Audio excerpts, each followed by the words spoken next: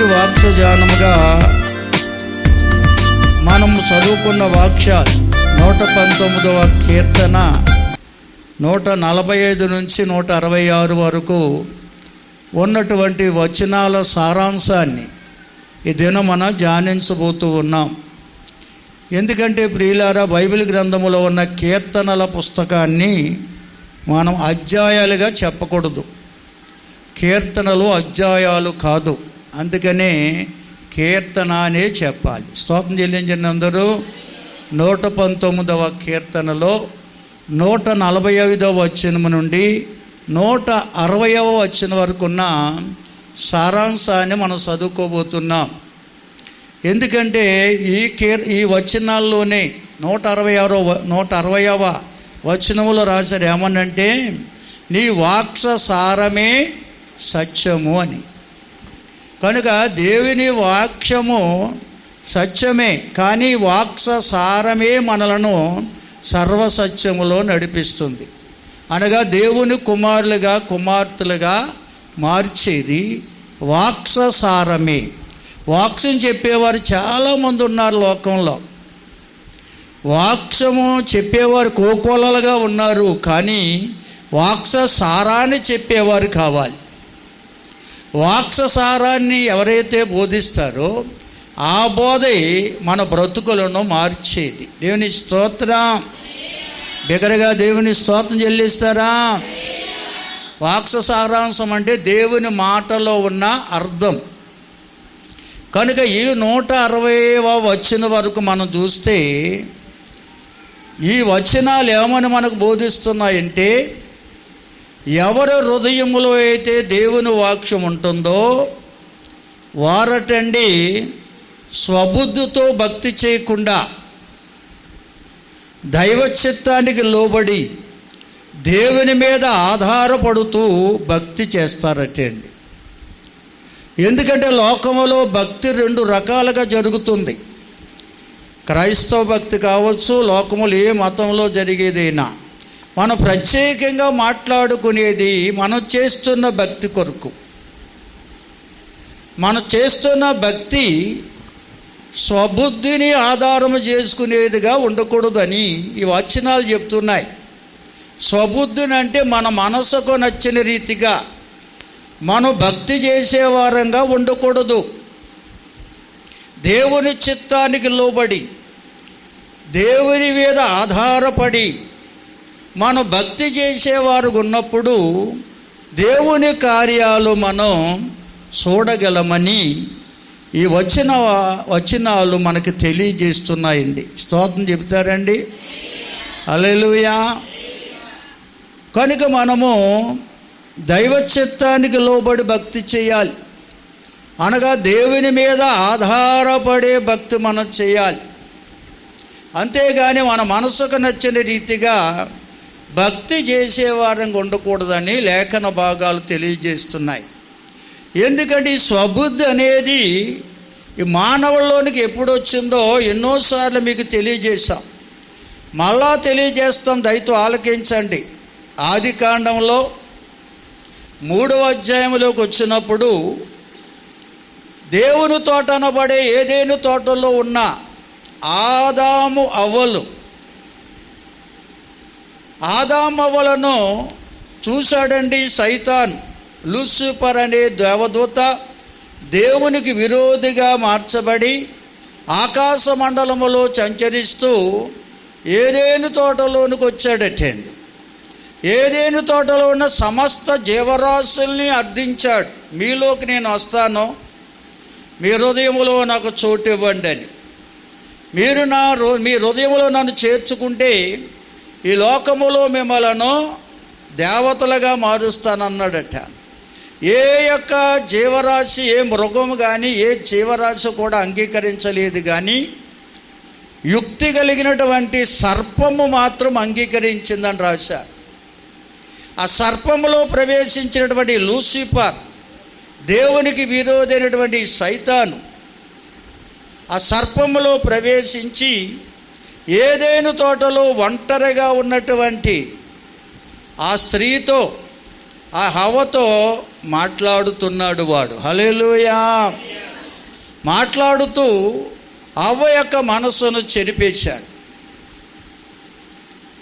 అవ్వ మనస్సును చెరిపేసి దేవుని చిత్తానికి అప్పగించుకున్నట్టు అవ్వను దేవుని శక్తి మీద, దేవుని మీద ఆధారపడి జీవించే ఆదాము అవ్వలను సబుద్ధిని కలిగి జీవించే వారిగా మార్చేసింది. ఈ వృక్షఫలం తిన్న తినమని మీరు చావనే చావరు, దేవతల వలె ఆగపడతారని చెప్పింది. ఆ మాట విన్నటువంటి అవ్వ ఆదాములు ఆ వృక్ష ఫలాలు తిని వారు సబుద్ధిని ఆధారం చేసుకుని జీవించడం ప్రారంభించారు. హల్లెలూయా. అందుకే దేవుడు అన్నాడు, ఆదామా నువ్వు ఎక్కడని చెప్పినప్పుడు వెంటనే ఆదాము అన్నాడు, మీ స్వరం వినేటప్పటికీ నేను దిగంబరునై ఉన్నాను, సిగ్గుతో నేను చెట్టు చాట్లు భయముతో దాక్కున్నానని చెప్పాడు. నేను తినవద్దనే వృక్ష ఫలాన్ని కానీ తిన్నావా అని దేవుడు అడిగితే, అయ్యో నేను తిన్నాను క్షమించమనం లేదు, ఇదిగో నాకు సాటైన సహాయం ఇచ్చావే, ఆ స్త్రీయే ఆ వృక్ష ఫలాన్ని నాకు ఇచ్చిందని ఆ స్త్రీ మీద నేరం మోపుతున్నాడు. దేవుని మీద కూడా నేరం మోపుతున్నాడు ఆదాము. ఆ తిన్నానని ఒప్పుకోలేదండి. ఎందుకంటే ఆదాములోనికి అప్పటికే స్వబుద్ధి వచ్చేసింది. అవ్వను అడిగాడు, అవ్వ కూడా అదే మాట చెప్పింది, ఆ సర్పమే నన్ను మోసపరిచింది అన్నది. కానీ అయ్యో నేను తిన్నాను నన్ను క్షమించడానికి కోరలేదు. ఈ స్వబుద్ధి అనేది ఎప్పుడైతే మనలోకి వస్తుందో, మనసుకు నచ్చిన రీతిగా భక్తి చేయడం ప్రారంభిస్తామో మనము నిజాన్ని నిర్భయముగా ఒప్పుకోలేమండి. దేవుని స్తోత్రం చెబుదామండి. ఈ స్వబుద్ధి ద్వారానే అబద్ధం అనేది మానవుల్లోనికి వచ్చింది, మానవుని అవకాశవాదిగా మార్చేసింది. కనుక ఈనాడు లోకంలో ఎక్కడ చూసినా స్వబుద్ధిని ఆధారం చేసుకునే భక్తి చేస్తున్నారు. అనగా వారికి మనసుకు నచ్చిన రీతిగానే భక్తి చేస్తున్నారు, కానీ దైవ చిత్తాన్ని తెలుసుకోవట్లేదు. దేవుని శక్తి మీద ఆధారపడి భక్తి చేసేవారు చాలా అరుదై ఉన్నారండి. కనుక అటువంటి వారిగా మనం ఉండకుండా స్వచిత్తాన్ని ఆధారం చేసుకుని భక్తి చేసేవారంగా కాకుండా దేవుని శక్తి మీద ఆధారపడుతూ భక్తి చేసేవారంగా మనం ఉండాలని ఈ వచనాలు మనకు తెలియజేస్తూ ఉన్నాయి. దేవునికి స్తోత్రం. చూడండి, హెబ్రీ పత్రికలో క్రీస్తు పూర్వం ఉన్నటువంటి భక్తుల యొక్క జీవిత చరిత్ర హెబ్రీ పత్రిక 11వ అధ్యాయం అంతా రాసి పెట్టారు. ఈ 11వ అధ్యాయములో 8వ వచనం నుండి కొన్ని మాటలు మనం చదువుకుంటే,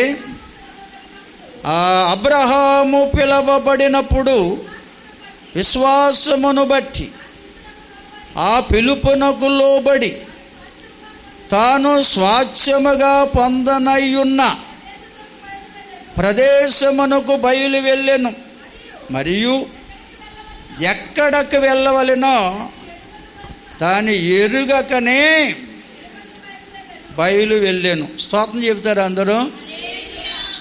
2 చేతులు ఇచ్చిన వాళ్ళు స్తోత్రం చెప్పండి. మన దేవుడు పరిపూర్ణుడు. పూర్ణ హృదయముతో, పూర్ణాత్మతో, పూర్ణ బలముతో ఆ దేవదేవుడిని మనం సేవించాలి. అంతేగాని ఇలాగానొకరో ఇలాగ అంటున్నారు ఏంటో, మరి మీరే దేవతలు అయిపోయారేమో. అలాగైతే దేవుడు ముత్తుతాడు, జాగ్రత్త. దేవుని స్తోత్రం చెల్లించండి అందరూ.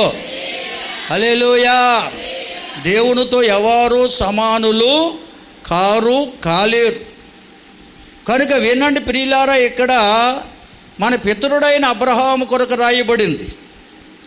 దేవుడు అబ్రహామును పిలిచినప్పుడు తన్ను పిలిచిన దేవుని యందు ఆయన విశ్వాసం ఉంచాడు. ఆ విశ్వాసం ఎంత గొప్పదంటే తనకి ఇష్టానుసారంగా నడిపించే విశ్వాసం కాదండి, దైవ చిత్తానికి లోబడిన విశ్వాసం ఆయనది. దేవుడు నన్ను పిలిచిన దేవుడి యందు విశ్వాసం ఉంచాడు, నమ్మిక ఉంచాడు. కనుకనే ఆయన దేవుని శక్తి మీద ఆధారపడి తన జీవితాన్ని కొనసాగించాడు అబ్రహాం. దేవుని స్తోత్రం చెల్లించండి. అందుకే దేవుడు అబ్రహాముగా మార్చాడు. ఏమీ లేనివాడిగా బయలుదేరిన అబ్రహాం సమస్త అష్టైశ్వర్యాలు గలవాడిగా దేవుడు ఏ దేశం వెళ్ళినా, ఏ పట్టణం వెళ్ళినా, ఏ ప్రాంతం వెళ్ళినా అబ్రహాముని అంచెలంచెలుగా ఆశీర్వదిస్తూనే ఉన్నాడు. కారణం, అబ్రహాముతో దేవుడు ఉన్నాడు. దేవునికి స్తోత్రం. మనం ఏ ప్రాంతం వెళ్ళినా, ఏ పట్టణం వెళ్ళినా, ఏ దేశం వెళ్ళినా మనతో దేవుడు ఉండాలంటే మన విశ్వాసం దేవుని శక్తి మీద ఆధారపడిన విశ్వాసమై ఉండాలి. వీళ్ళు చాలామంది ప్రభువుని నమ్ముకుంటున్నారు కానీ వారి విశ్వాసాలు వేరుగా ఉంటున్నాయి. చాలామంది తన స్వచిత్తాన్ని ఆధారం చేసుకుంటున్నారు, మనసుకు నచ్చిన రీతిగా భక్తి చేస్తున్నారు. అది ఎంత మాత్రం దేవుడు అంగీకరించడండి. మనం దేవుని శక్తి మీద ఆధారపడే విశ్వాసం మనలో ఉండాలి. అటువంటి భక్తి జీవితాన్ని దేవుడు అంగీకరిస్తాడు. అందుకే అబ్రహామును దేవుడు అంగీకరించాడు. అబ్రహామును దేవుడు నీతిమంతుడిగా తీర్చాడు. నిత్యరాజ్యానికి ఆయన వారసుని చేశాడు. ఇప్పుడు అబ్రహాం ఎక్కడున్నాడో తెలుసా? పరదైసులో. ఆ పరదైసుకే ఒక ఉన్నతమైన అధికారిగా ఉన్నాడు ఆయన. అందుకే పరదేశకు ఒక పేరుంది బైబిల్లో, అబ్రహాము రొమ్ము అని రాశారు. పరిశుద్ధులైన వారు ఎవరు కనుమూసిన, శరీర సంబంధమైన మరణాన్ని పొందిన మరుక్షణమే వారి ఆత్మ అబ్రహాము ఉన్న స్థలానికి వెళ్తుంది. అంటే ఆ పరదైసులో అబ్రహాము ఒక అధికారిగా దేవుడు నియమించాడు. అక్కడ ఎంత గొప్ప ఆధిక్యత చూడండి. కారణం ఏంటో తెలుసా?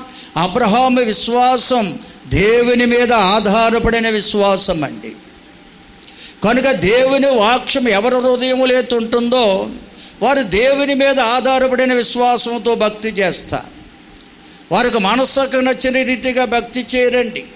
వీళ్ళ చాలామంది దేవుని వాక్యాన్ని వింటున్నారు కానీ హృదయములోకి స్వీకరించట్లేదు. విన్న వాక్యాన్ని హృదయములోకి స్వీకరిస్తేనే నువ్వు దైవ చిత్తానికి లోబడి భక్తి చేస్తావు. దేవుని మీద ఆధారపడిన విశ్వాసం నీలో ఉంటుంది. అంతేగాని దేవుని వాక్యం విని కూడా వాక్యాన్ని హృదయములోకి స్వీకరించకపోతే నీవు స్వబుద్ధిని ఆధారం చేసుకునే భక్తి చేస్తావు. నీకు మనసుకు నచ్చిన రీతిగా భక్తి చేస్తావు. నీకు మనసుంటే దేవుని మందిరానికి వస్తావు, లేకపోతే రావు. ఆయన నీకు ఇష్టమైన రీతిగా భక్తి చేయడం ప్రారంభించేవారందరూ ఎవరంటే దేవుని వాక్యం వింటారు కానీ హృదయములోనికి స్వీకరించరు వారు. ఎవరి హృదయములో దేవుని వాక్యం ఉండదో వారు ఇష్టానుసారమైన భక్తి చేస్తారు కానీ దైవ చిత్తానికి లోబడరండి. అబ్రహాం అటువంటి వాడు కాదు. అబ్రహాము లాంటి భక్తి జీవితం మనం పొందుకోవాలి.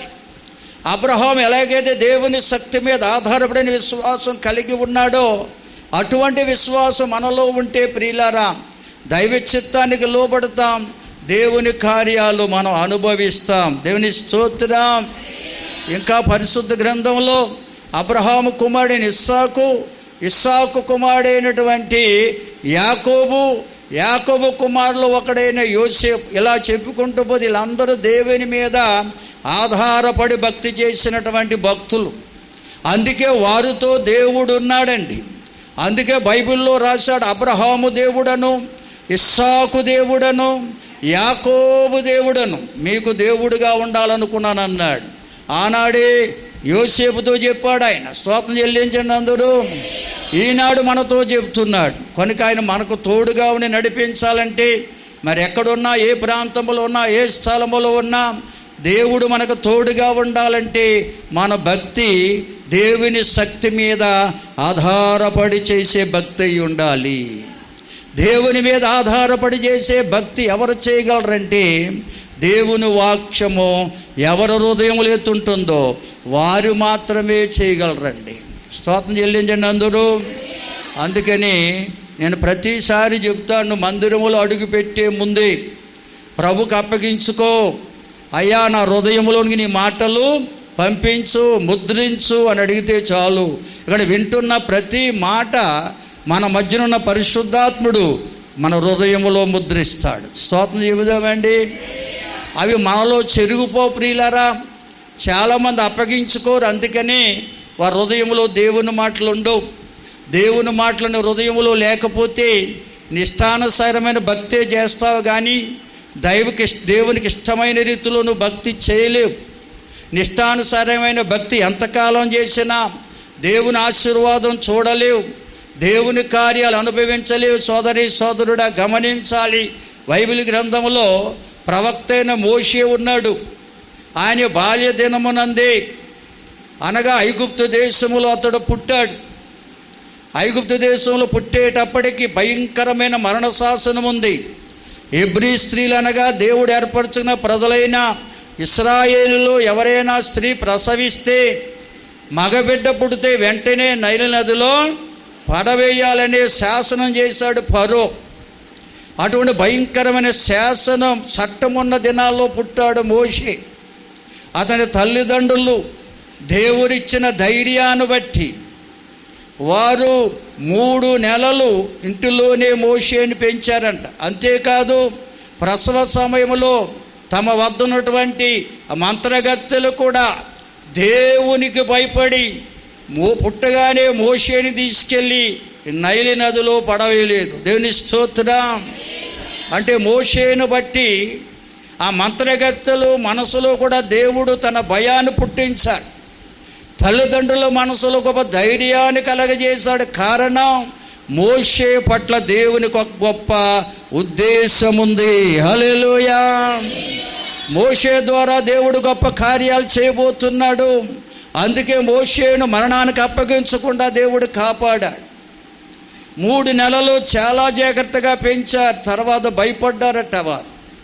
చట్టానికి భయపడి ఒక జమ్మి పెట్టెని చేసి దానికి కీలు పూసి ఆ జమ్మి పెట్టెలో ఆ చిన్న బిడ్డను పెట్టి నైలు నదిలో విడిచిపెట్టారని రాయబడి ఉంది. కనుక రాకుమార్తె స్నానానికి వచ్చినప్పుడు, ఆ నదికి వచ్చినప్పుడు చెలికత్తెలతో ఆ పెట్టెలో ఉన్న చిన్న బిడ్డను చూసిందట. ఆ బిడ్డను పెంచుకోవాలని మనసు కలిగిందట. ఇదంట దేవుడు చేసిన కార్యాలండి. దేవుని స్తోత్రం. ఆ జమ్మి పెట్టెలో అతను దొరికాడు కనుక, నీళ్ళలో దొరికాడు కనుక అతనికి మోషే అని పేరు పెట్టింది ఆ రాకుమార్తె. దేవుని స్తోత్రం చెల్లిందమ్మా. ఈ రీతిగా రాకుమార్తె కుమారుడిగా రాజాంతపురములో ఈ చిన్న బిడ్డ అయిన మోషే పెంచబడుతున్నాడు. దాదిగా తన తల్లే ఉండి పెంచుతుందండి.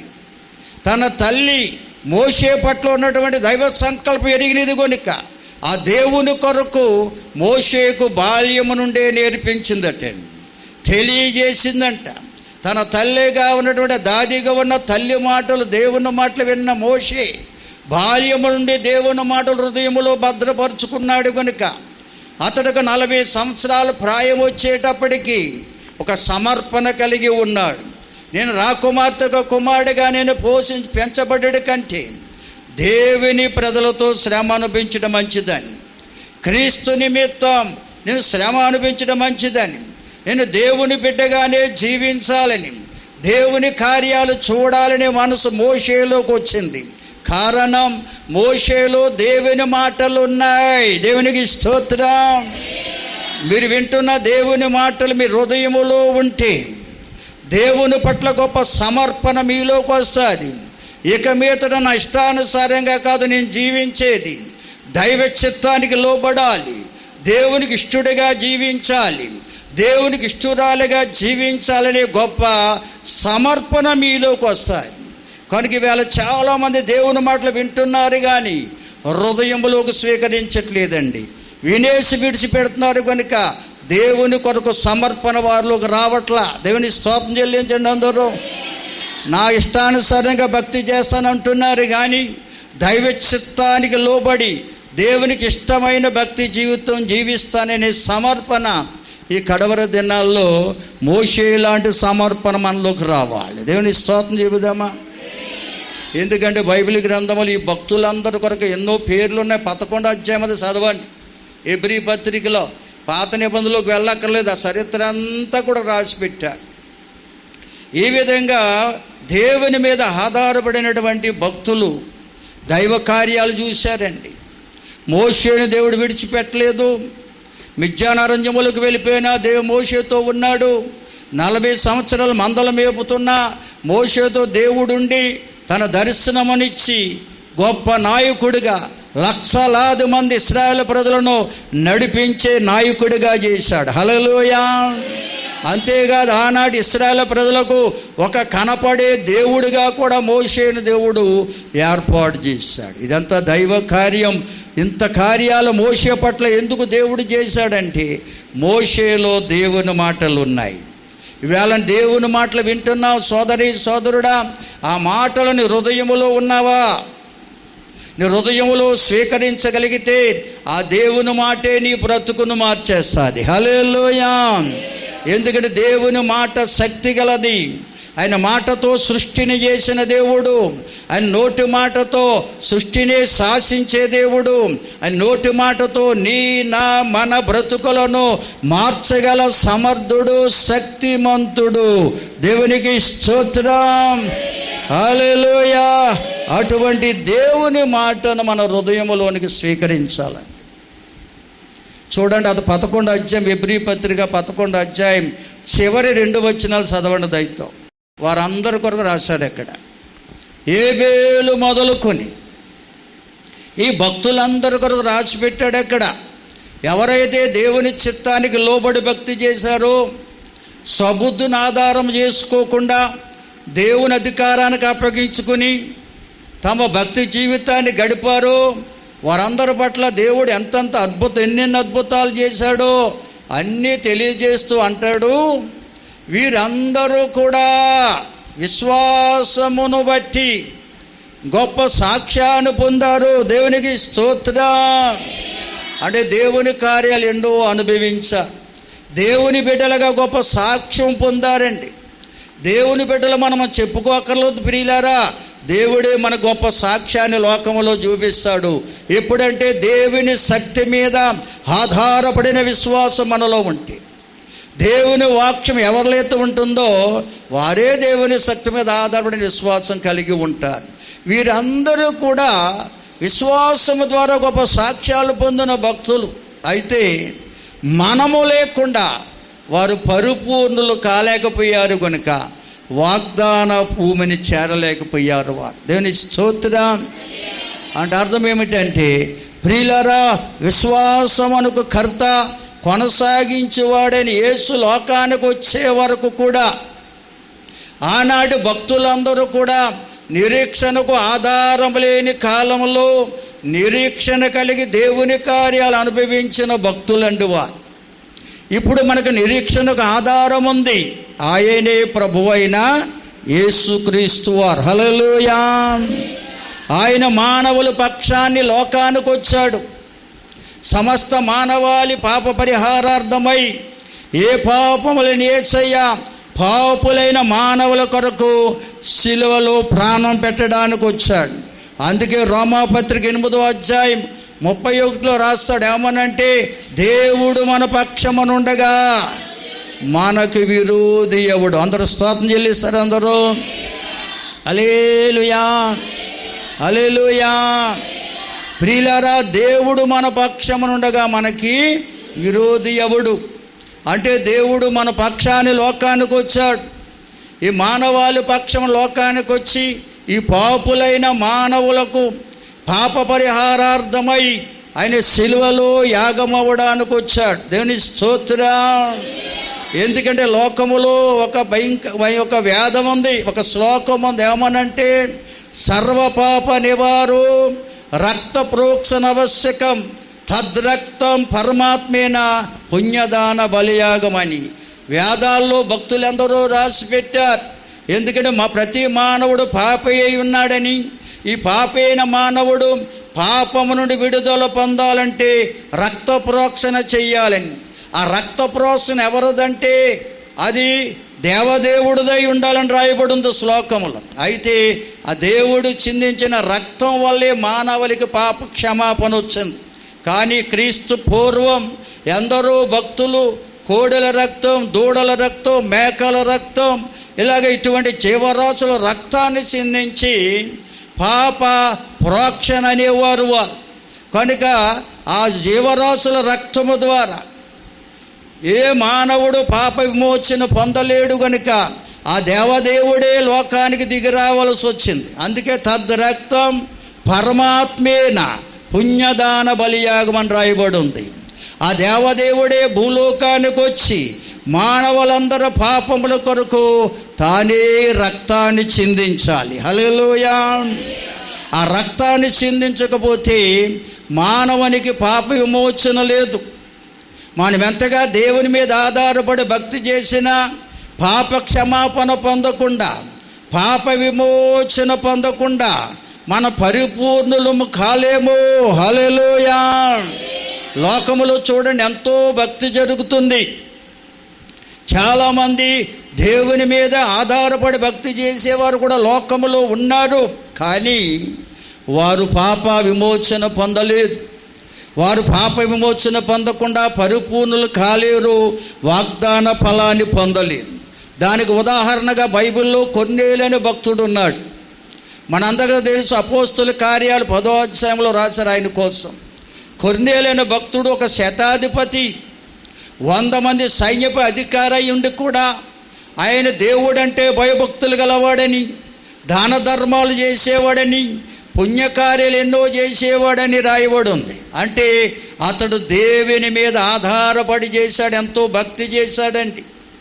ఎంతో దేవుడు అంటే ఎవరో తెలియకపోయినా దేవుని మీద ఆధారపడి భక్తి చేసే భక్తుడు కొర్నేలు కనుక దేవుడు తన దూతను పంపించి కొర్నేలును దర్శించాడని రాశాడు. కొర్నేలి, నీ భక్తి కార్యాలు, పుణ్యకార్యాలు జ్ఞాపకార్థముగా దైవ సన్నిధికి చేరాయి. దేవుని మీద ఆధారపడి చేసే భక్తి కార్యాలన్నీ కూడా దేవుని వద్దకు చేరతాయి. దేవునికి స్తోత్రం చెల్లించండి. నువ్వు చేసే భక్తి కార్యాలను దేవుని వద్దకు చేరాయి. కానీ నువ్వు మరొక పని చేయాలి. నీ భక్తిలో నువ్వు పరిపూర్ణుడు కావాలంటే, నిత్యత్వాన్ని పొందాలంటే, ఇదిగో దేవుడు పని చేయమన్నాడు నిన్ను. నువ్వు మనుషులను యొప్పేకు పంపించు. యొప్పేలో చర్మకారుడైన సిమోని ఇంట నా దాసుడైన సిమోన్ అనే పేతురనే మారు పేరు గల సిమోను ఉన్నాడు. అక్కడ అతన్ని పిలిపించుకో. అతడు చెప్పిన ప్రకారంగా నువ్వు చేయగలిగితే నీ భక్తి పరిపూర్ణమవ్వబడుతుంది. హల్లెలూయా. దైవానుగ్రహాన్ని పొందుకుంటావు. అలా చేయమని దేవుడు తన దూత ద్వారా వర్తమానం పంపితే కొర్నేలు నమ్మాడండి. దేవత చెప్పిన మాటలు నమ్మాడండి. నమ్మకస్తులైన వారిని యొప్పేకు పంపించినట్లుగా మనం చూస్తాం. యొప్పేకు వెళ్ళినటువంటి ఆ మనుషులు అక్కడ చర్మకారుడైన సిమోని ఇంట ఉన్నటువంటి పేతురనే మారు పేరు గల సిమోనుని కలిశారు. అతనిని కొర్నేలింటికి తీసుకొచ్చారు. కొర్నేలింటికి వచ్చినటువంటి పేతురుతో కొర్నేలు అడుగుతున్నాడు. ఆ కొర్నేలుతో పేతురు అంటున్నాడు, అయ్యా నన్ను ఎందుకు పిలిచారన్నాడు. అయ్యా నన్ను దేవుడు దర్శించాడు, తన దూతను పంపించి దర్శించి మిమ్మల్ని పిలవమన్నాడు. మీరు ఏం చెబితే దానికి మేము ఆ ప్రకారంగా చేస్తే మేము దైవానుగ్రహం పొందగలమని దేవుడు చెప్పాడంటే అప్పుడు కొర్నేలు ఇంట పేతురు చెప్పిన మాటలు ఏంటో తెలుసా? ప్రభువైన యేసుక్రీస్తుని గూర్చిన మాటలు చెప్పాడండి. దేవుని స్తోత్రం చెబుదామండి. క్రీస్తు యేసుగా ఎందుకు భూలోకానికి వచ్చాడు? 33.5 సంవత్సరాలు భూలోకములో సంచరిస్తూ 30 సంవత్సరాలు పాపలోకములో పరిశుద్ధంగా మానవుడు ఎలా జీవించాలో జీవించి చూపించాడని, 3.5 సంవత్సరాలు పరలోకానందాన్ని ఇహలోకములో రుచి చూపించాడని, అద్భుత మాత్య కార్యముల ద్వారా తన మహిమను కనపరిచాడని, 33.5 సంవత్సరాల వయసులో కల్వరి శిలువలో ఆయన యాగమయ్యాడని, ఆయనకు చిందించిన రక్తమే సమస్త మానవాళికి పాప విమోచనని గ్రహిస్తుందని పేతురు భక్తుడు కొర్నేలు ఇంట బోధించాడు. దేవుని స్తోత్రం చెబుదామండి. కొర్నేలు ఇంటి వారందరూ, బంధువులందరూ నమ్మారండి. నమ్మారు. నమ్మక విశ్వాసంతో నమ్మి బాప్తిసం పొంది దేవుని మార్గములోకి వచ్చారు. వారందరూ ప్రభుకు అప్పగించుకున్నారట. దేవుని స్తోత్రం. వారందరూ కూడా ప్రభుకు అప్పగించుకున్నారు. దైవ శక్తి మీద ఆధారపడి విశ్వాసం వారిలోకి వచ్చింది కనుకనే పరిశుద్ధాత్ముడు వారిని కమ్ముకున్నాడు. ఆత్మతో నింపబడ్డారని రాశారండి. స్తోత్రం చెల్లిందాం అందరం. అంటే మనం ఆరాధిస్తున్న దేవుడు ఏమైనాడు? ఇప్పుడు పరిశుద్ధాత్మగా మన మధ్య సంచారం చేస్తున్నాడు. ఆయన మనల్ని నడిపించాలంటే ఆయన సహాయం మనం పొందాలి. అలా పొందాలంటే దేవుని శక్తి మీద ఆధారపడే విశ్వాసం మనలో ఉండాలి. మనలో అటువంటి విశ్వాసం ఉండాలంటే నువ్వు వింటున్న దేవుని మాటలు నీ హృదయంలో ఉండాలి. దేవుని స్తోత్రం చెల్లించండి అందరూ. అందుకని అపోస్తలుడైన పౌలు భక్తుడు తీతుకు రాసిన పత్రికలో దాన్ని వివరిస్తాడండి. తీతుకు రాసిన పత్రిక, హెబ్రీ పత్రిక ముందుంటుంది చూడండి, 2వ అధ్యాయం 11 నుంచి చదవండి. ఒక్కరు చదవండి అమ్మా.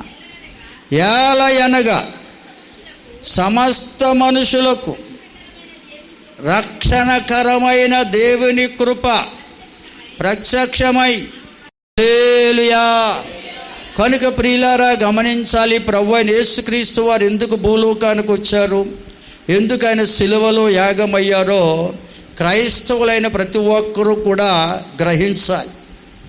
ఆయన లోకానికి వచ్చింది, కలవరి సిలువలో యాగమైంది ఎందుకొరకో తెలుసా? శుభప్రదమైన నిరీక్షణ మనకు అనుగ్రహించటానికి. స్తోత్రం చెబుదాం అందరం. క్రీస్తు పూర్వం ఇటువంటి నిరీక్షణ లేదు. నిరీక్షణకు ఆధారం లేని కాలం అది. అయినా కానీ అనేక మంది భక్తులు దేవుని మీద ఆధారపడి భక్తి చేసి నీతిమంతులుగా తీర్చబడ్డారు. అయితే ఈ కాలం శుభప్రదమైన నిరీక్షణ కలిగిన కాలం.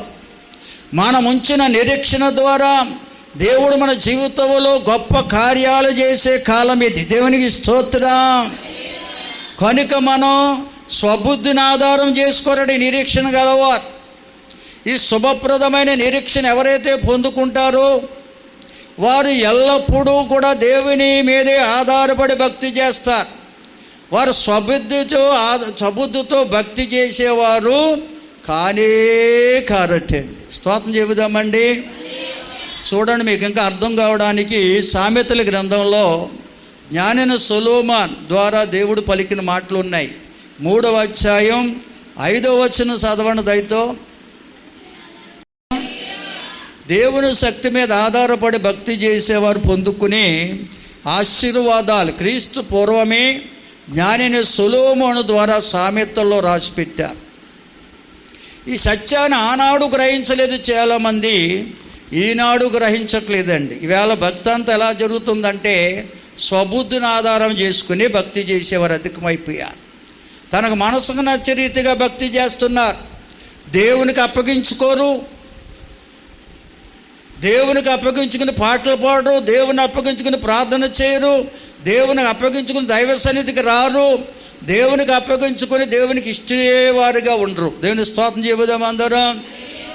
దేవునికి అప్పగించుకునే వారి మనసు ఎలా ఉంటుందో తెలుసండి.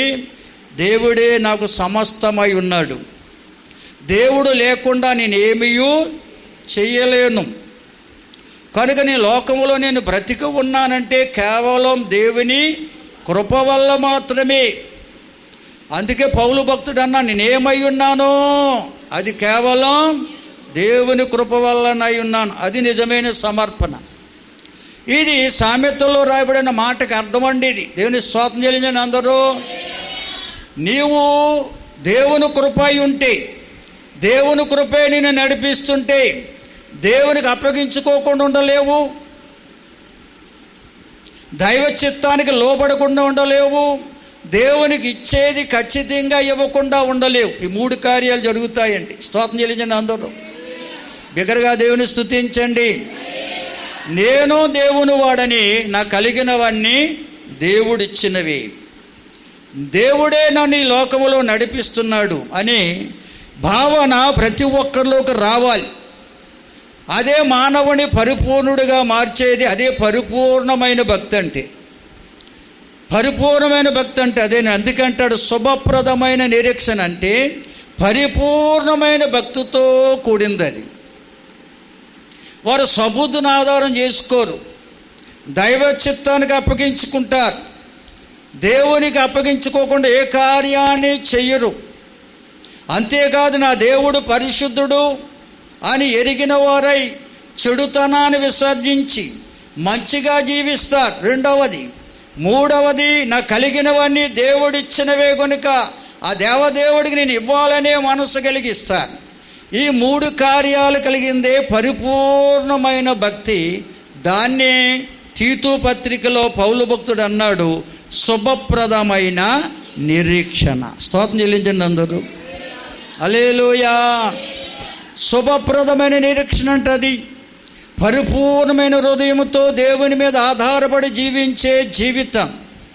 అటువంటి జీవితాన్ని ఎవరైతే జీవిస్తారో వారే దేవుని కార్యాలు చూస్తారండి. ఎందుకొరకంటే మన పాపముల కొరకు, మన అపరాధముల కొరకు ప్రాణం పెట్టిన వాడే ప్రభు అయిన యేసుక్రీస్తు వారు. ఆయన పరిపూర్ణుడు గనుక మనము కూడా పరిపూర్ణులంగా ఉండాలి. దేవుని స్తోత్రం చెప్పండి. మీకు ఇంకా అర్థం కావాలంటే మత్తయి రాసిన సువార్తలో మాట చదవండి. మత్తయి రాసిన సువార్త 7వ అధ్యాయం 21 నుంచి చదవండి దయతో. ప్రభువా ప్రభువని నన్ను పిలుచు ప్రతివాడును. అందరూ ఇంకా కింద చదువుకుంటూ వెళ్ళిపోతే అక్కడ దేవుని వాక్యం విని వాక్యాన్ని ఎవరైతే హృదయములో ఉంచుకొని దేవుని మీద ఆధారపడి జీవిస్తారో వారటండి బండ మీద కట్టబడిన ఇంటిని పోలిన వారని రాశారు. దేవుని వాక్యం వింటూ కూడా వాక్యాన్ని హృదయములో స్వీకరించకుండా, దేవుని మీద ఆధారపడకుండా మనసుకు నచ్చిన రీతిగా భక్తి చేసేవారిని ఇసుక మీద ఇల్లు కట్టిన వాడి బుద్ధిహీనుడు చూపిస్తున్నాడు. స్తోత్రం చెల్లించండి అందరూ. హల్లెలూయా.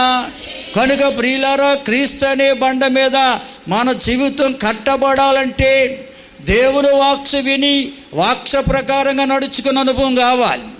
వాక్యాన్ని హృదయంలో స్వీకరించుకుంటేనే, ఆ వాక్యము నీలో ఉంటేనే దేవచిత్తానికి లోబడి భక్తి చేస్తావు.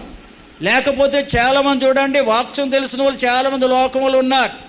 వాక్యం చెప్పేవారు ఉన్నారు, వాక్యం వినేవారు ఉన్నారు. వారి ద్వారా కూడా దేవుడు అద్భుతాలు చేస్తాడు. దెయ్యాలు వెలగొడతారు, రోగులను స్వస్థపరుస్తారు, ఎన్నెన్నో అద్భుతాలు చేస్తారు. కానీ వారు దేవుడు వారిని ఎరగడంట. హల్లెలూయా. అంటే దేవుడు వారిని ఇష్టపడ్డు. వారి దేవుడి నామములు ఎన్ని అద్భుతాలు చేసిన, ఎన్ని ఆశ్చర్యాలు చేసిన, ఎన్ని స్వస్థత కార్యాలు చేసిన దేవుడు అంటాడు, మీరెవరు నాకు. ఎందుకంటాడు ఆ మాట? ఎందుకంటాడు చెప్పండి? వారిలో ఏమి లేదు, దేవుని వాక్యం లేదు. వాక్యం నోట్లో ఉంది, ఎదట ఉంది, హృదయములో లేదు. చాలామంది హృదయాల్లో లేదు. ఇవాళ చాలామంది సెలల్లో ఫీట్ చేసుకుంటున్నారు. బైబిల్ సెల్ ఫోన్ నా దాంట్లోకి రావు. ఇలాంటి ఫోన్లు కొనుక్కోండి అందరూ, పెద్ద ఫోన్లను పక్కకు పడేయండి. స్తోత్రం చేయండి అందరూ. చాట్ అంత ఫోన్ పక్కనెట్టుకుంటున్నారు, అందులో బోల్డ్ చెత్త ఉంది. కనుక ఇటువంటి ఫోన్ కొనండి, ఏ చెత్త మీలోకి రాదు. బైబిల్ కూడా దీంట్లో పెట్టుకునే అవకాశం లేదు, చేతిలోకి వస్తారు. స్తోత్రం చెల్లించండి అందరూ. ఎందుకంటే వారు ఎందుకు సెల్లో చూస్తున్నారంటే హృదయంలో వాక్యం లేదు. వాళ్ళకి హృదయంలో వాక్యం లేదు, అందుకనే ఎదుటుంది, నోట్లో ఉంది, హృదయంలో లేదు. హృదయంలో లేకపోతే వారెవరో ఇసుక మేటల మీద ఇల్లు కట్టిన బుద్ధిహీనులే. దేవుని స్తోత్రం. వారు కూడా అద్భుతాలు అనగా ఎవరికైనా ప్రార్థన చేస్తే దెయ్యాలు పోతాయి, రోగులు స్వస్థ పొందుతారు, దేవుడి నామములో ఎన్నో అద్భుతాలు జరుగుతాయి. కానీ ఆ ప్రభు అంట వీరెవరో తెలియదు అంటాడంట. స్తోత్రం చెల్లించండి అందరూ. ఎవరిలో దేవుని వాక్యం ఉంటుందో వారినే దేవుడు ఎరిగి ఉన్నాడు. దేవుని స్తోత్రం చెబుతారా? దగ్గరగా దేవుని స్తుతించండి. హల్లెలూయా. మీకు అర్థం అవడానికి ఒక సహోదరి సువార్తికురాలమ్మ భర్తతో కలిసి, భర్త చిన్న ఉద్యోగం చేస్తారు ఆయన, వారు ఇరువురు కలిసి ఆ ఉద్యోగాన్ని కూడా సెలవు పెట్టేసి సువార్తకి వెళ్ళిపోతుంటారట. ఒకసారి ఒక కూటంలో కలిసారు నన్ను. కలిసి అయ్యగారు మేము సువార్త చేస్తుంటామండి అన్నారు. చాలా మంచిదమ్మా అన్నారు. నేను ప్రార్థన చేస్తే అద్భుతాలు జరుగుతున్నాయండి అన్నారు. ఇద్దరూ చెప్పారు. ఆయన చెప్పాడు, ఈ అమ్మగారు చెప్పారు. మీ చర్చికి వస్తాం నెంబర్ ఇవ్వండి అన్నారు. మా చర్చికి వచ్చినా కూర్చుని వినాలి కానీ మీ సాక్ష్యాలు చెప్పడానికి అవకాశం మాకు ఇవ్వం. స్తోత్రం చెల్లించండి అందరూ అన్న. అదేంటండి అన్నారు. అద్భుతాలు అందరి ద్వారా దేవుడు చేస్తానన్నాడు, రోగులను స్వస్థపరుస్తాడన్నాడు, రోగులు మీద చేయిస్తే స్వస్థపరుస్తాడని చెప్పాడు, దెయ్యాలు మిమ్మల్ని చూసి ప్రార్థన చేసి నా నామంలో ప్రార్థన చేసి దెయ్యాలు పారిపోతాయని చెప్పాడు. అయితే దేవుని వాక్యం మీలో ఉంటేనే దేవుడు మిమ్మల్నైనా నన్నైనా అంగీకరిస్తాడు. కానీ వాక్యం మీలో పెట్టుకోకుండా వాక్సం మా ఎదుట ఉంది, మా నాటు ఉంది, యేసుబాబుని నమ్ముకున్నాం, యేసుబాబు నామంలో ప్రార్థన చేసి అద్భుతాలు చేస్తున్నామని చెప్తున్నారు మీరు. రేపొద్దుట యేసయ్య ఏమంటాడో తెలుసా? మీరెవరో నాకు తెలియదంటాడు.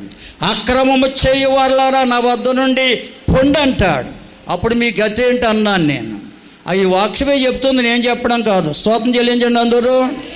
కనుక ఈవేళ చాలామంది ప్రార్థన చేయడం వచ్చు, పాటలు పాడడం వచ్చు, ఎవరికన్నా సాక్ష్యం చెప్పడం వచ్చు, కానీ దేవునికి ఇష్టలుగా జీవించే భక్తి లేదు. దేవుని మీద ఆధారపడి చేసే భక్తి కావాలి దేవుడికి. దేవుని స్తోత్రం చెబుదాం అందరం. హల్లెలూయా. అందుకే ప్రియులారా, అపోస్తుల కార్యాలు 17వ అధ్యాయం 30వ వచనం 31వ వచనంలో రాయబడి ఉంది. ఒకసారి చదవండి అందరూ. అజ్ఞాన కాలమున దేవుడు చూడనట్లుగా ఉన్నాడండి. అంటే దేవుని మీద శుభప్రదమైన నిరీక్షణ అనేది క్రీస్తు శకములో ప్రభు అనుగ్రహించాడు. క్రీస్తు పూర్వం అంతా కూడా అజ్ఞాన కాలంగా చూపిస్తాడు. ఈనాడు కూడా చాలామంది క్రీస్తు యేసు నమ్ముకుని కూడా ఆ శుభప్రదమైన నిరీక్షణ పొందుకోకుండా భక్తి చేస్తే మీరు కూడా మారు మనసు లేని భక్తి చేస్తున్న వారే అని అర్థం. కనుక ప్రియులారా, గమనించిన అజ్ఞాన కాలంలో దేవుడు చూడనట్లుగా ఎలా భక్తి చేసినా దేవుడు అంగీకరించాడట. వారి మనసుకు నచ్చిన రీతిగా ఎవరిష్టానుసారంగా వారు భక్తి చేసినా దేవుడు వారిని క్షమించి వారి భక్తిని అంగీకరించి వారి భక్తికి తగిన ప్రతిఫలం ఇచ్చేవాడండి. కానీ ఈ క్రీస్తు శకములో ఆ విధంగా ఇచ్చేవాడు కాడు. హల్లెలూయా. ప్రతి ఒక్కరూ మారు మనస్సు పొందాలి అనగా మన ఇష్టానుసారంగా కాదు భక్తి చేయడం, దేవునికి ఇష్టమైన రీతిలో భక్తి చేయాలి. దేవుని చిత్తాన్ని తెలుసుకోవాలి. దేవునికి ఇష్టమైన రీతిలో భక్తి చేసేవారు ఉండాలి. దేవునికి శక్తి మీద ఆధారపడి భక్తి చేసేవారిగా ఉన్నవారే మారు మనసు పొందినవారంటే దేవుని స్తోత్రం చెబుతారండి. ఎందుకంటే నేను కాదు, నాకు కలిగినవేవి దేవుడు ఇచ్చినవే. నేను దేవుని వాడనే, నాకు కలిగినవన్నీ దేవుడు ఇచ్చినవని ఎవరైతే ఎరిగి ఉంటారో వారు దేవునికి అప్పగించుకుంటారండి, దేవుని మీద ఆధారపడతారండి. అందుకే ప్రభువు అయిన యేసుక్రీస్తు వారు మన పాపముల కొరకు అపరాధముల కొరకు ఆయన సిలువకు అప్పగించుకున్నాడు. ఏ పాపము లేని యేసయ్య పాపులమైన మన కొరకు ఆయన సిలువకు అప్పగించుకున్నాడండి. మనము ఆయనకు అప్పగించుకోవాలి. దేవుని స్తోత్రం. మన కోసం ప్రాణం పెట్టిన ప్రభు మన ప్రతి అవసరత తీర్చడానికి ఆత్మస్వరూపిగా మనతో ఉన్నాడని, లోకములో పడిపోకుండా చెడిపోకుండా కాపాడడానికి, అవినీతిమైన లోకములో నీతిమంతులుగా తీర్చడానికి, నిత్యరాజ్యానికి చేర్చడానికి, నిత్యము మన కొరకు తండ్రికి విజ్ఞాపనము కూడా చేస్తున్నాడని మనం నమ్మాలి. స్తోత్రం చెబుదాం అందరం. హల్లెలూయా. ఇటువంటి విశ్వాసం ఎవరికైతే వస్తుందో వారే ప్రభుకు అప్పగించుకుంటారండి. చాలామంది అంటారు, పాట పాడేస్తాం మనం, కలువరి సిలువ, సిలువలో విలువ. ఎంత చక్కగా పాడతారు. కలువరి సిలువ, సిలువలో విలువ. నాకు తెలిసిన పాడుతున్నారు. తెలిసిందా? ఏం తెలిసింది మీకు? నా కోసమే ప్రభు నా పాపాల కొరకే 2026 సంవత్సరాల క్రితం భూలోకానికి వచ్చారని, ఏ పాపములైన ప్రభు నా పాపముల నిమిత్తం కలువరి సిలువకు అప్పగించుకుని నన్ను పాపము నుండి విడిపించారని ఎరిగి ఉండడమే సిలువ విలువ ఎరగడం అంటే. నువ్వు నిజముగా నా పాపానికి క్షమాపణ ప్రభు అనుగ్రహించాడని, కలువరి సిలువ యాగము ద్వారా పాప క్షమాపణకు దయచేశారని, ఆ సిలువ విలువ ఎరిగి ఉంటే నువ్వు ప్రభువులో ఆనందించే బిడ్డగా ఉంటావు, ప్రభు చిత్తానికి లోబడిన బిడ్డగా ఉంటావు, ప్రభుకి ఇష్టానికి లోబడి దేవుని శక్తి మీద ఆధారపడి భక్తి చేసే బిడ్డగా ఉంటావు. స్తోత్రం చెల్లిందాం అందరం. అంతేగాని చేతగాని భక్తి చెయ్యు. సిలువ విలువ ఎరిగి జీవించమని ప్రభు అంటే ఆ సిలువ జానాలు అంటున్నారు ఈనాడు. సిలువ విలువ కలిగి జీవించమన్నాడు ఆయన. ఆ సిలువ ధ్యానాలు కాదు దేవుడు చెప్పింది. దేవుని స్తోత్రం చేయండి అందరూ. సిలువను గూర్చిన ధ్యానం నిత్యము నీలో నాలో మనలో ఉంటే ఆ శిలువ విలువ మనకు తెలుస్తుందండి. శిలువ ధ్యానములోనే ఉంది శిలువ విలువ. శిలువ విలువ ఎరిగి ఉంటే దైవ చిత్తానికి అప్పగించుకుంటావు. దేవుని మీద ఆధారపడే విశ్వాసం కలిగి దేవునికి ఇష్టమైన రీతిలో భక్తి చేస్తావు. హల్లెలూయా. ప్రతి విషయములో దేవునికి అప్పగించుకుంటావు. సబుద్ధిని ఆధారం చేసుకోవు. రెండవది, చెడుతనాన్ని విసర్జించి దేవుడిని భయభక్తులు కలిగి జీవిస్తావు. మూడవది, నీ కలిగిన వాటిలో దేవుడు ఇచ్చినవని ఎరిగి దేవునికి ఇచ్చుటలో ముందుంటావు. ఈ మూడు కార్యాలే నన్ను పరిపూర్ణులుగా చేసేవి. ఇదే పరిపూర్ణమైన భక్తి. హల్లెలూయా. దగ్గరగా స్తోత్రం చెల్లిస్తారు అందరూ. కనుక లోకము ఎంత మోసంలో ఉందో చూడండి. ఈ పరిపూర్ణమైన భక్తినే శుభప్రదమైన నిరీక్షణ అన్నాడు. హల్లెలూయా. ప్రభుని స్తుతిందాం బిగ్గరగా. హల్లెలూయా. అందుకని ప్రియులారా, రోమాపత్రిక 5వ అధ్యాయంలో 8వ వచనం చదవండి. దయతో ముందుకు వెళ్ళిపోదాం త్వరగా. హల్లెలూయా. ఎందుకంటే మన పాపాల కొరకు ప్రభువు తన్ను తాను సిలువకు అప్పగించుకున్నాడండి. సిలువలో మరణించాడండి. ఆయన కార్చిన రక్తము ద్వారా మనకు పాప విమోచన అనుగ్రహించబడిందండి. మన నీతిమంతులుగా తీర్చిది క్రీస్తు సిలువలో సిందించిన రక్తమే. హల్లెలూయా. బిగ్గరగా స్తోత్రం చెబుదామా. కనుక క్రీస్తు యేసు రక్తమందు మనకు విశ్వాసం ఉంచిన వారమైతే దైవ చిత్తానికి లోబడతామండి. క్రీస్తు యేసు రక్తమే మనలో ఉన్న స్వబుద్ధిని దూరపరుస్తుంది, దైవ చిత్తానికి లోబడిన వారిగా చేస్తుంది. హల్లెలూయా. కనుక ప్రభు చెప్పేది అదే. నువ్వు స్వబుద్ధిని ఆధారం చేసుకోకు, మనసుకు నచ్చిన రీతిగా భక్తి చేయకు, దేవుని అధికారానికి అప్పగించుకో. హల్లెలూయా. అప్పుడే దేవుడిని త్రోవలు సరళం చేస్తాడు. రెండవది, నాకు అన్నీ తెలుసని అనుకోకు. నువ్వు దేవుడందు భయభక్తులు కలిగి చెడుతనాన్ని విడిచిపెట్టు. అప్పుడు దేవుని యొక్క ఆశీర్వాదాలు చూస్తావు. ఆరోగ్యం వస్తుంది, ఆశీర్వాదం వస్తుంది. నీ కలిగినవన్నీ దేవుడిచ్చినవని నమ్ము. దేవుడిచ్చిన వాటిలో దేవుడికి ఇవ్వాల్సిన భాగాన్ని దేవుడికి ఇవ్వు. అప్పుడు దేవుడు నిన్ను సమృద్ధైన దీవులతో నింపుతాడు. ఈ మూడు కలిగింది పరిపూర్ణమైన భక్తి. దాన్ని శుభప్రదమైన నిరీక్షణ అన్నారు. స్తోత్రం చెబుతారా బిగ్గరగా. ఇది కలిగి ఉన్నవాడు దాన్నే సిలువ విలువ అంటదేనండి. సిలువ విలువ అంటది. కనుక సిలువ విలువ గ్రహించకుండా ఎంతకాలము సిలువ ధ్యానాలు అంటూ నువ్వు పరుగులు తీసినా చివరికి ప్రభు అంటాడు, నీవెవరవో నాకు తెలియదు. అక్రమము చేయవాళ్ళారా నా వద్ద నుండి పొండి. సిలువ విలువ ప్రభు మనకు దయచేశాడండి. అదే శుభప్రదమైన నిరీక్షణ. హల్లే స్తోత్రం చెల్లించండి. ప్రభుకు అప్పగించుకుని చేసుకునే భక్తి అండి. దాని కొరకే యోహాను సువార్త 6వ అధ్యాయంలో తనతో ఉన్న శిష్యులకు బోధించాడు ఆయన. చూడండి 6వ అధ్యాయం 47వ వచనం చదవండి దయతో. అందరూ విశ్వసించువాడే నిత్య జీవం పొందుతాడు. ఏంటి విశ్వాసం?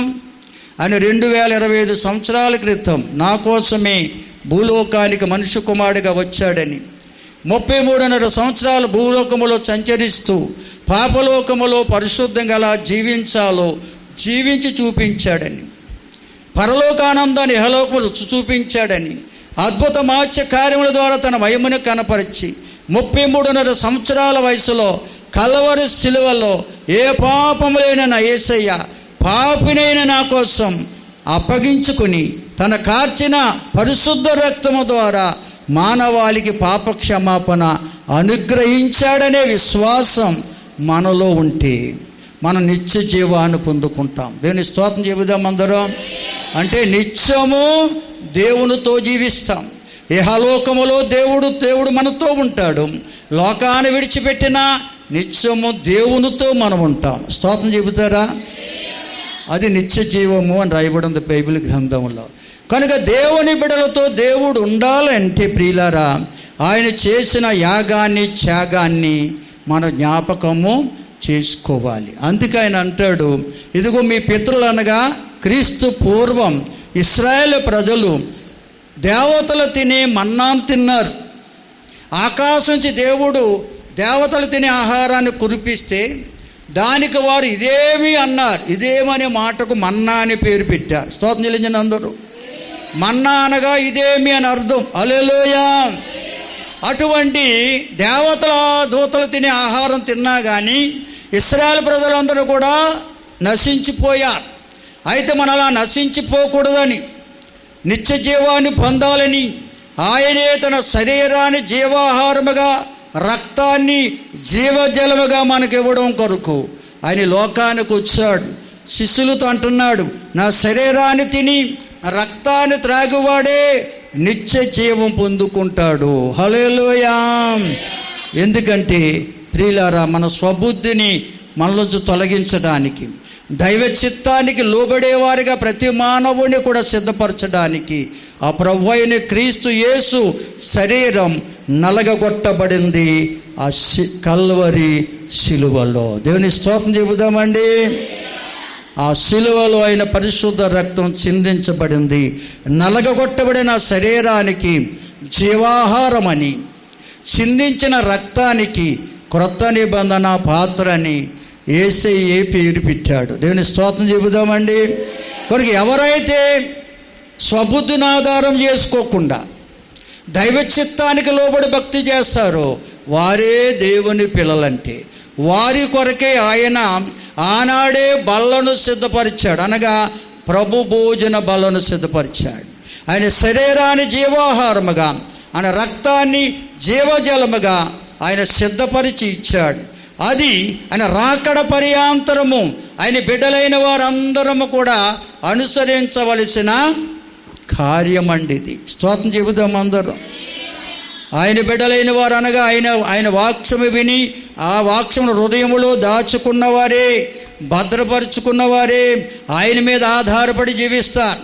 వారే దేవుని బిడ్డలంటే, వారే ఈ బలలో పాల్గొనే అర్హత కలిగిన వారు. అటువంటి అర్హత నాకుంది అని నువ్వు చెప్పగలిగితే ఉన్నపాటిని ఉన్న చోటికి లోనకొచ్చి మోకరించి ప్రభు స్తోత్రాలు స్తుతులు. ప్రభువా, ఇది నారాధనలో మీ సన్నిధి ఉంచారు. మీరు ఇచ్చిన వాక్యోపదేశాన్ని బట్టి స్తోత్రం.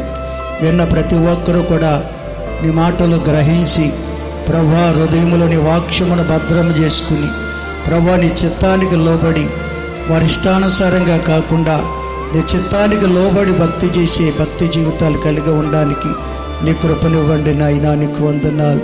ఇదిగో సిలువ ధ్యానం కాదు కానీ సిలువ విలువను ఎరిగి జీవించమంటున్నారు నాయన. అటువంటి జీవితాలు ప్రతి బిడ్డకు అనుగ్రహించమని, వచ్చిన ప్రతి బిడ్డను దీవించునైనా, తెచ్చిన ప్రతి కానుక అంగీకరించండి. రోగులను స్వస్థపరచండి, బలహీనను బలపరచండి. గర్భఫలం కొరకు ఎదురు చూస్తున్న వారి గర్భాలు తెరువునైనా, గర్భవతులు ఉన్నారు ఆరోగ్యాలు ఇవ్వండి. ప్రసవ దినాలు సమీపిస్తుండగా సుఖకానుపులు ఇచ్చి ఆరోగ్యాల బిడ్డలిచ్చి ఆశీర్వదించునైనా. బాలింతలకు బలం, చిన్న బిడ్డలపై దయాకీర్తిని ఉంచండి. యవనస్తులు సండే స్కూల్ బిడ్డలు దీవించునైనా. వివాహ ప్రయత్నాల వారికి మార్గాలు తెరవండి. వివాహమైన వైవిక జీవితాలు సుఖమయం చేయండి నాయనా. ఈ పరిచర్యకు మందిర నిర్మాణానికి సహకరించిన ప్రతి కుటుంబాన్ని దీవించు ప్రభు. విద్యా సంవత్సరంలో ఆయా తరగతులు చదువుతూ ఆయా ప్రాంతాల్లో ఉండి ఎగ్జామ్స్ సిద్ధపడుతున్న ప్రతి సంఘ బిడ్డలు జ్ఞాపం చేసుకోండి. జ్ఞానము, జ్ఞాపశక్తి, ఆరోగ్యములు ఇచ్చి మంచిగా ఎగ్జామ్స్ రాసి ఉత్తీర్ణులై ఉన్నతమైన స్థితిలో నిలిచే కృప వారికి ఇవ్వండి. ఉన్నతమైన చదువులు చదువుకొని ఉద్యోగ ప్రయత్నాల వారికి మార్గాలు తెరవండి. ఆయా దేశాల్లో, ఆయా రాష్ట్రాల్లో, ఆయా ప్రాంతాల్లో ఉంటున్న సంఘ బిడ్డలందరినీ కాచి కాపాడండి. మా గ్రామ ప్రజలు, రాష్ట్ర దేశ ప్రజలను దీవించండి. రేపు ఉదయం మా ప్రియులు ప్రసన్న కుమార్ గారి ఇంటి వద్ద వారి పెదబాబు గారు ప్రియులు సాక్షి చేసులు జేఆర్ చంద్ర గారి జ్ఞాపకార్థ కూడిక జరగబోతుండగా ప్రతి ఒక్కరూ పాల్గొని నిన్ను గణపరిచే భాగ్యం దేని సంఘానికి దయచేయండి. కూడికకు కావలసిన సమస్తము సమకూడి నడిపించండి. మహిమ పొంది సహాయం చేయమని యేసు నామములో అడుగుచున్నాము తండ్రి. ఆమేన్.